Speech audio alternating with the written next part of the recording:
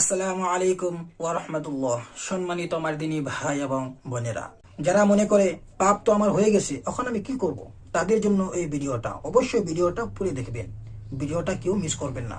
ভিডিওটা ভালো লেগে থেকে অবশ্যই একটা শেয়ার করে দিবেন। চলুন ভিডিও শুরু করি। আপনি মনে করছেন যে জেনা তো আমার ঘটে গেছে, আপনাকে আমি সান্ত্বনা দেওয়ার জন্য বলছি, শুনুন, আজ থেকে যদি আপনি জেনা বন্ধ করতে পারেন, তওবা করতে পারেন, অতীতে জেনার কারণে যত পাপ হয়েছে সব পাপ নেকিতে পূর্ণ হয়ে যাবে। আপনি খালেস অন্তরে তওবা করেন, আল্লাহকে বলেন আস্তাগফিরুল্লাহ ওয়া আতুবু ইলাইহি, আস্তাগফিরুল্লাহ আল্লাযী লা ইলাহা ইল্লা হুয়াল হাইয়ুল কাইয়ুম ওয়া আতুবু ইলাইহি, রাব্বিগফিরলি ওয়া তুব আলাইহি ইন্নাকা আনতাত তাওয়াবুল গাফুর। আল্লাহুম্মা আনতা রাব্বি লা ইলাহা ইল্লা আনতা খালাকতানি ওয়া আনা আবদুকা ওয়া আলা আহদিকা ওয়া আদিকা মাসতাতাতু আউযু বিকা মিন শাররি মা সানাতু আবু আলাকা বিনি'মাতিকা আলাইহি ওয়া বিযামবি ফাগফিরলি ফাইন্নাহু লা ইয়াগফিরু যুনুবা ইল্লা আনতা। আপনি রাতে উঠে দুই রাকাত সালাত আদায় করে আপনার অতীতের পাপের জন্য কান্নাটি করেন, ইনশাআল্লাহ